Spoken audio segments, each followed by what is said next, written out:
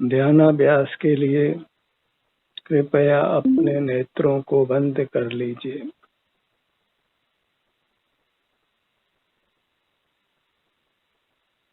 अपना मुख अपनी ओर कीजिए। आपको सुख की कामना है,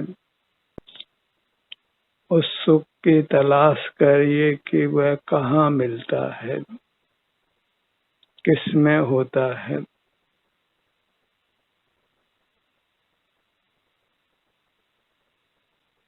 सुख प्रत्यक्ष उपलब्ध होता है, उसको किसी माध्यम की आवश्यकता नहीं होती।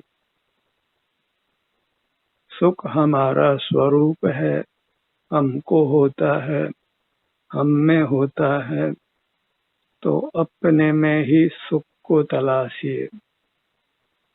चूंकि अपने में सुख है, इसलिए अपने में अवश्य सुख मिलेगा।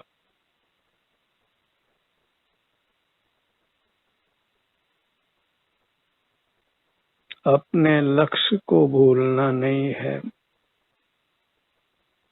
हमें सुख की कामना है,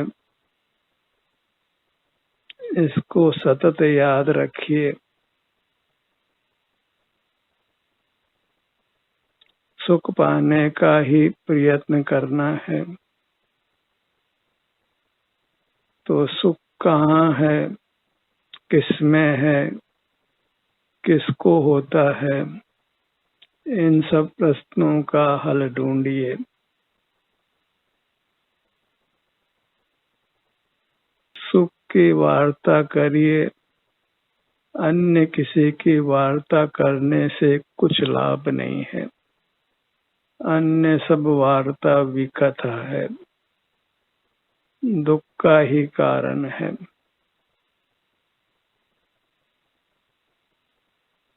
लक्ष्य भ्रष्ट नहीं होना है।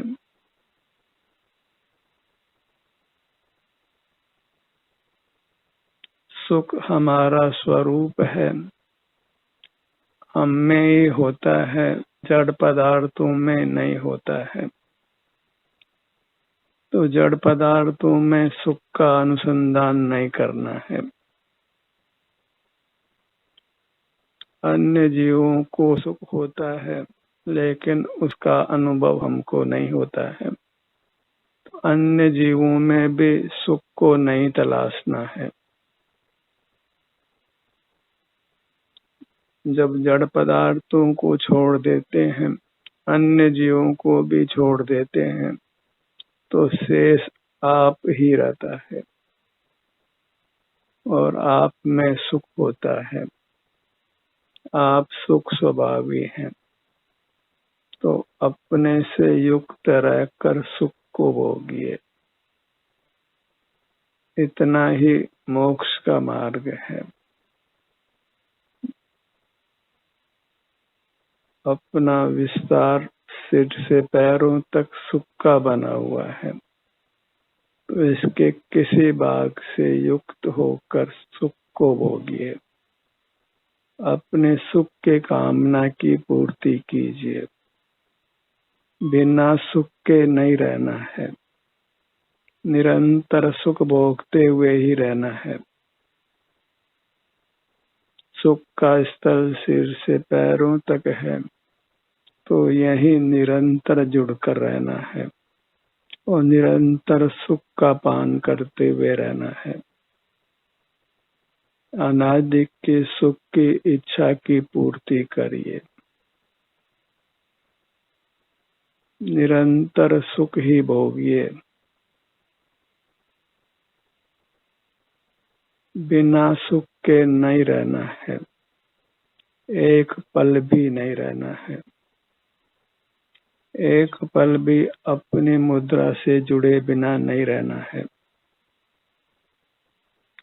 या तो ये कहिए कि मुझे सुख नहीं चाहिए, और सुख चाहिए और सदा चाहिए, तो सदा अपनी मूर्त से जुड़कर रहिए।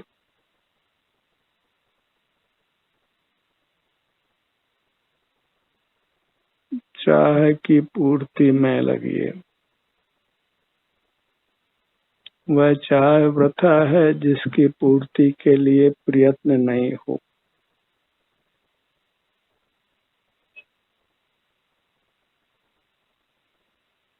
सुख की इफेक्टिव डिमांड रखिए। इफेक्टिव डिमांड उसको कहते हैं जिस डिमांड की पूर्ति के लिए आप सतत प्रयत्नशील रहते हैं। सुख की मांग की पूर्ति के लिए सतत प्रयत्नशील रहिए, सतत अपने से जुड़कर रहिए। यह तो निर्धार हो ही गया है कि सुख हमारा स्वरूप है, हमको ही सुख होता है, जड़ पदार्थों को नहीं होता है। अन्य जीवों का सुख हमारे अनुभव में नहीं आता है, तो शेष हमारी मूर्त ही है और इसमें ही सुख का परिणाम उत्पन्न होता है। दुख का परिणाम भी इसमें ही होता है। दुख का परिणाम भी इसलिए होता है कि हम सुख का अनुसंधान पर में करते हैं। जहाँ सुख नहीं है वहां से सुख पाने का प्रयत्न करते हैं और वह मिथ्या प्रयत्न अनादि से कर रहे हैं। मिथ्या प्रयत्न को ही दुष्चारित्र कहते हैं। सारा ही चरित्र हमारा खोटा रहा है। हम धन जन में सुख ढूंढते हैं जिनमें हमारा सुख नहीं है।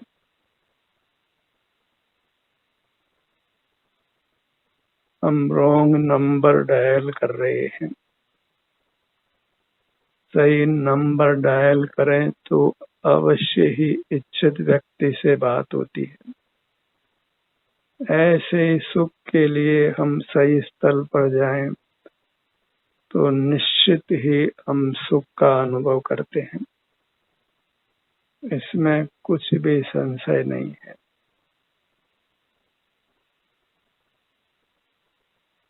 सुख की कामना की पूर्ति के लिए अपने ध्यान को अपने सिर से पैरों तक ही रखकर सुख का रसपान करिए और प्रयोग करके देखिए। उस शिक्षा का कोई लाभ नहीं जिसको उपयोग में नहीं लिया जाए। मोक्ष मार्ग की शिक्षा इतनी है कि सुख हमारा स्वरूप है। सिर से पैरों तक हम सुख स्वरूप ही है और अपने से युक्त होने से ही सुख का अनुभव होता है। तो इस शिक्षा का हमको प्रयोग करना है, तभी शिक्षा पाना सार्थक है।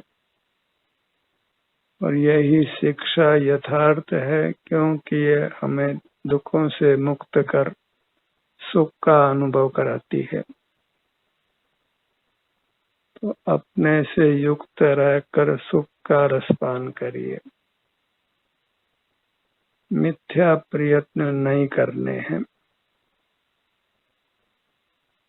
कामना सुख की है और काम दुख के करते हैं। ऐसा यज्ञ जाना तो पूरब में है और जाते पश्चिम में है,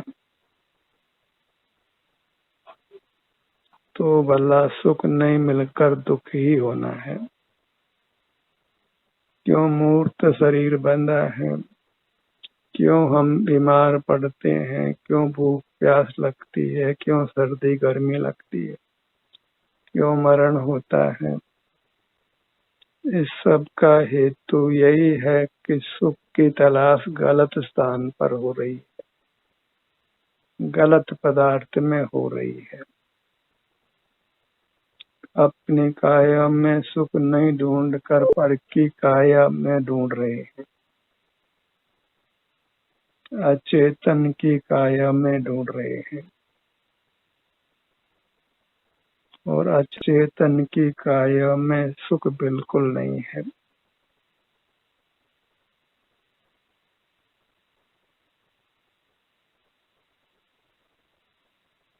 तेल पाने के लिए बालू मिट्टी को फैल रही है।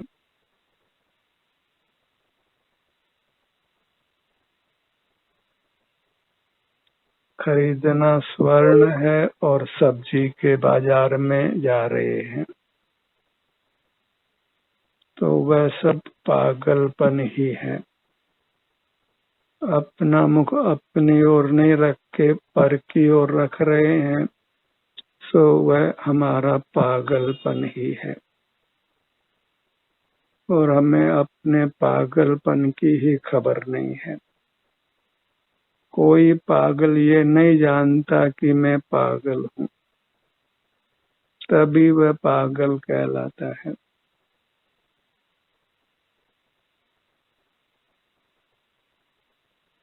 अपनी मूर्त से ही सतत युक्त रहिए, सतत सुख को भोगिए। बिना सुख भोगे नहीं रहना है। सुख नहीं भोगना वही दुख को भोगना है। जैसे दिन नहीं है तो रात है। आप अपने सुख को नहीं भोगते हैं तो फिर निश्चित ही आपको दुख भोगना है।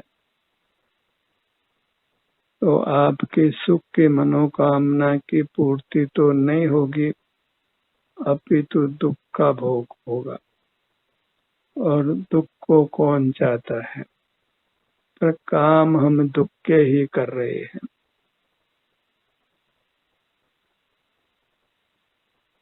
तो दुख के कामों को बंद कर सुख का काम करिए। और कभी भी पुनः भूल नहीं करना है। उन्मार्ग पर नहीं चलना है, सन्मार्ग पर ही चलना है। अपना मुख अपनी ओर रखना ही सन्मार्ग है और पर की ओर रखना वही उन्मार्ग है। जो उन्मार्ग है वही चरित्रहीनता है। और चरित्र को हमने खोना नहीं है।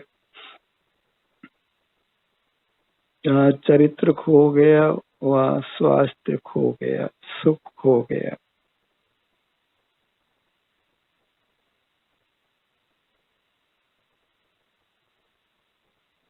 अपने स्वरूप में ही आचरण करना वह चारित्र है। और अपना स्वरूप अपने सिर से पांवों तक है, क्योंकि इसके परे हम बिल्कुल नहीं है। हर जीव प्राप्त मूर्त शरीर के बराबर होता है। एक क्षेत्र अवगाह है। मूर्त शरीर और अमूर्त शरीर एक क्षेत्र में ही रहते हैं। एक इंद्रिय गोचर है और दूसरा संवेदन गोचर है। और जो अमूर्त शरीर है वही सुख का स्वरूप है। उतना ही ब्रह्मांड में हमारा सुख है। तो अपने अमूर्त शरीर के सन्मुख होकर सुख का अनुभव करिए। अपने सुख की कामना की पूर्ति करिए और निरंतर सुख भोगिए।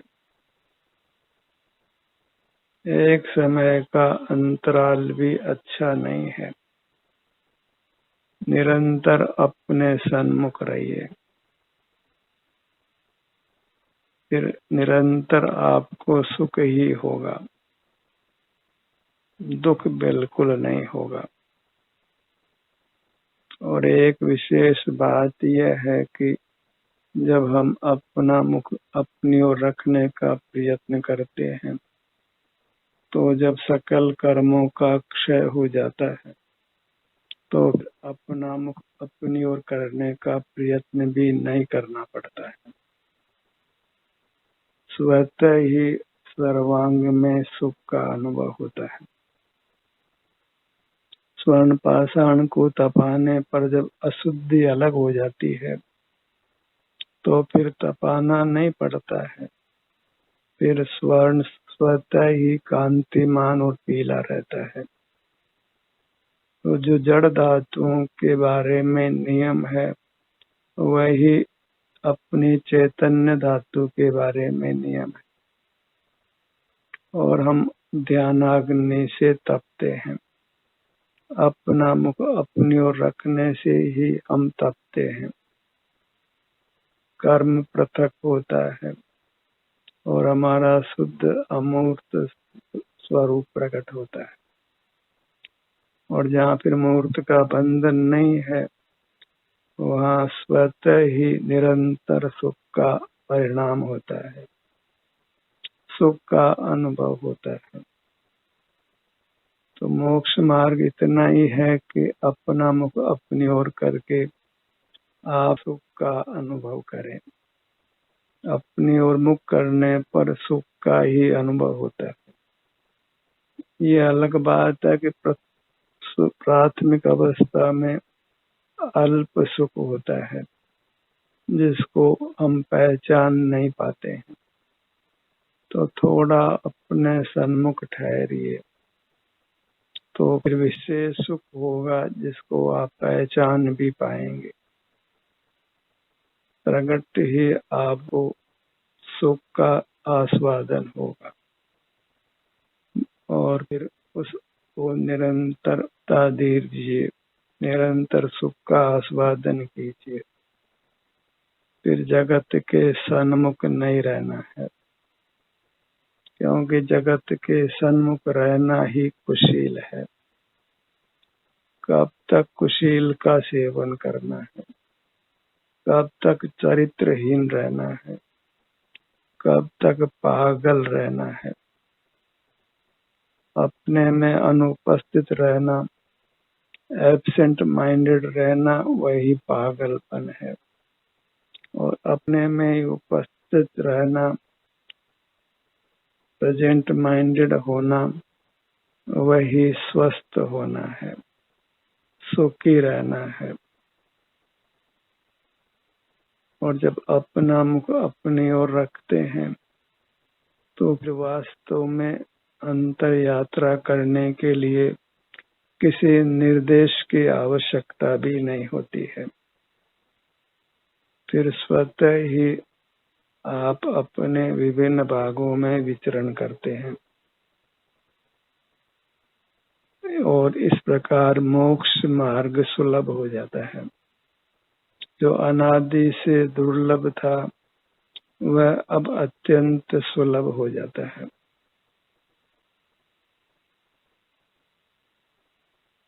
जिस जन्म मरण से हम अब तक मुक्त नहीं हो पाए, उससे अब मुक्त होंगे।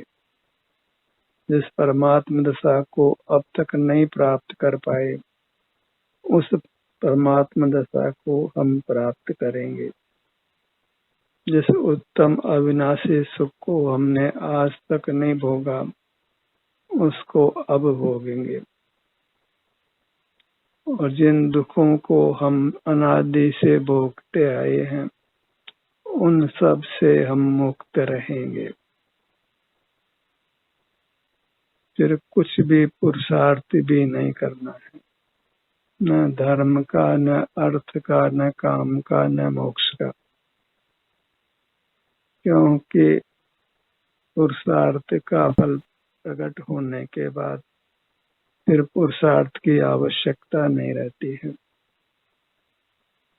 किसी भी पौधे में फल आने पर फिर फूल की आवश्यकता नहीं रहती है, फिर फूल स्वतः ही पृथक हो जाता है। ऐसे ही ध्यानाभ्यास करने के उपरांत जब पूर्ण सुख प्रकट हो जाता है, तो ध्यानाभ्यास करने की आवश्यकता नहीं होती है। कोई भी पढ़ाई की डिग्री लेने के बाद फिर उस पढ़ाई को पढ़ना नहीं पड़ता है। अपना मुख अपनी ओर करके परमात्मा सा प्रकट कर लीजिए। फिर अपना मुख अपनी ओर करने की आवश्यकता भी नहीं है।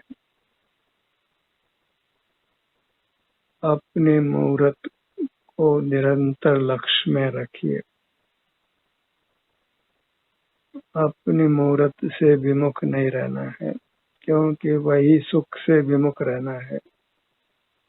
पक्का निर्धार कर लीजिए कि सुख का स्थल अपने सिर से पैरों तक ही है। यही आराम या वेदना की स्थिति का हमको अनुभव होता है। इससे एक सूद परे भी न वेदना होती है न सुख होता है, और अपना अस्तित्व मूर्त से के बाहर किंचित भी नहीं है।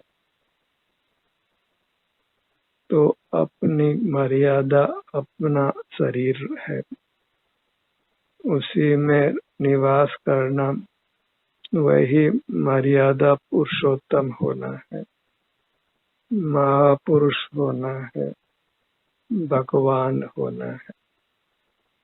जो अपने में रमण करता है वही राम है।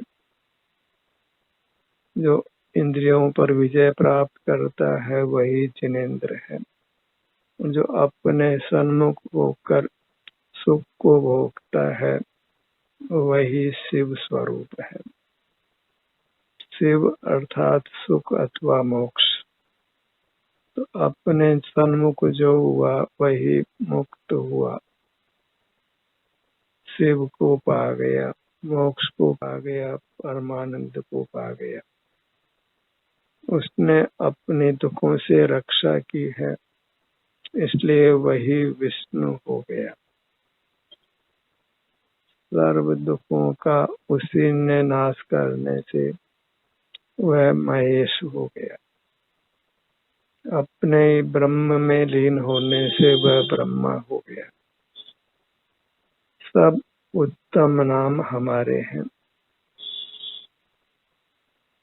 क्योंकि हम स्वयं अंतरंग में अनादि से परमात्मा हैं, सुख के ही पिंड हैं।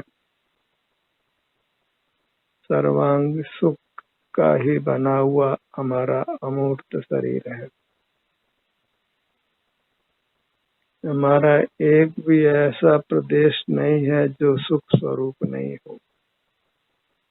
जैसे मिश्री सर्वांग मीठी है, ऐसे हमारी पूरी मूरत सर्वांग सुखमयी है, सुख स्वरूप ही है। बहिर्मुखता से ही वह सुख ओझल हो जाता है। तिनके की आड़ में समुद्र भी दिखाई नहीं देता, और हमारे तो संपूर्ण काया में ही मूर्त कर्म बना है। तथापि वह मूर्त कर्म हमारी संवेदना को रोकने में समर्थ नहीं। बस निद्रावस्था में ही हमको अपना अनुभव नहीं होता है, इसलिए निद्रा को जीतना है। इंद्रिय ज्ञान में काय चेष्टा करने के प्रयत्न में, वचन चेष्टा करने के प्रयत्न में भी हम अपने से विमुख हो जाते हैं।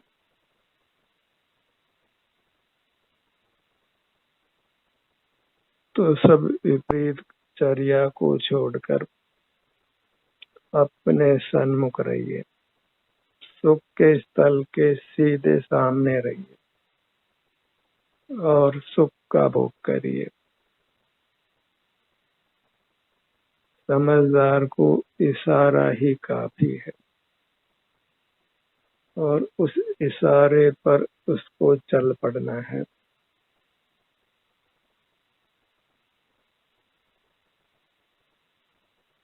अपना उर्द भाग मस्तक है, वहाँ अपने ध्यान को लाइए।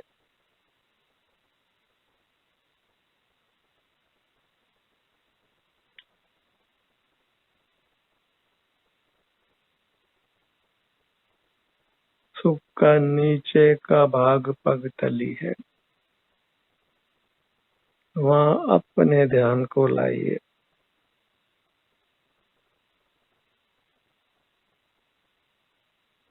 सुख का मध्य भाग हमारा नाभि स्थान है, वहाँ अपने ध्यान को लाइए।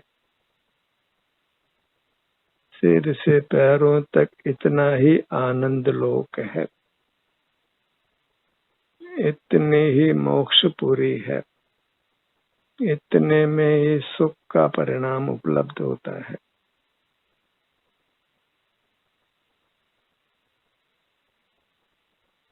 पूरा 3 लोक हमारा इसी में बसा है। नाभि और उसके समानांतर मध्य लोक है, इससे ऊपर सिर तक ऊर्ध्वलोक है और इसके नीचे चरण कमल तक अधोलोक है। यही हमारा त्रिलोक है, जिसके हम नाथ हैं। इसीलिए जीव को त्रिलोकी नाथ या त्रिलोकी नारायण संज्ञा है। वहाँ बाहर के लोक का जीव नाथ नहीं है, बाहर के लोक का जीव नारायण भी नहीं है। जीव अपनी मूर्त में ही तीनों लोक हैं, उसका वह स्वामी है, अधिपति है और उसके सुख को भोगने का उसको अधिकार है और उस अधिकार को पाने के लिए ही हमें प्रयत्न करना है, अपने अधिकार को छोड़ना नहीं है। विंडिकेशन ऑफ आवर राइट, अपनी मूर्त के सुख को भोगने के अधिकार को छोड़ना नहीं है, अपनी मूर्त के सुख को निरंतर भोगते हुए रहना है, अपने हर भाग के सुख को भोगिए, सुख को वृथा नहीं गंवाना है।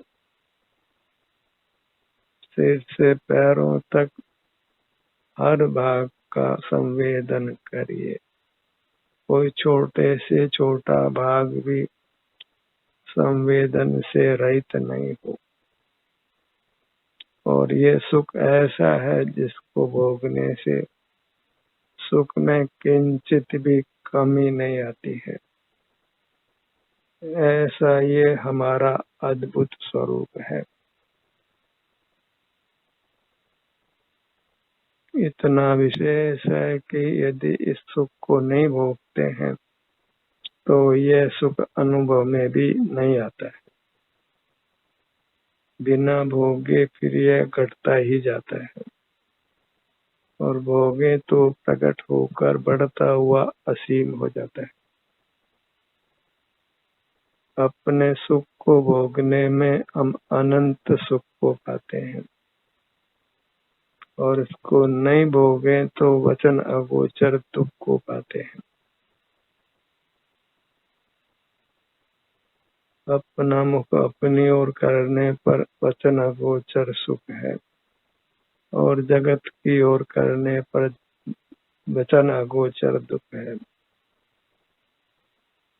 एक ओर एक्सट्रीम दुख है और दूसरी ओर एक्सट्रीम सुख है। अब किस ओर आपको अपना मुख रखना है, इसका चुनाव आप कीजिए, उसमें देरी नहीं करना है और उस पर अडिग रहना है। अपना सुख अपनी ओर है तो अपनी ओर मुख करने का चुनाव करिए और उस चुनाव पर अडिग रहिए, उस चुनाव से च्युत नहीं होना है। सतत अपने सुख को भोगते हुए रहिए, अपना मुख अपनी ओर रखकर सुख को ही भोगिए। बहिर्मुख रहकर सुख से च्युत नहीं रहना है, दुखी नहीं रहना है। ध्यान का सत्र यहीं समाप्त होता है।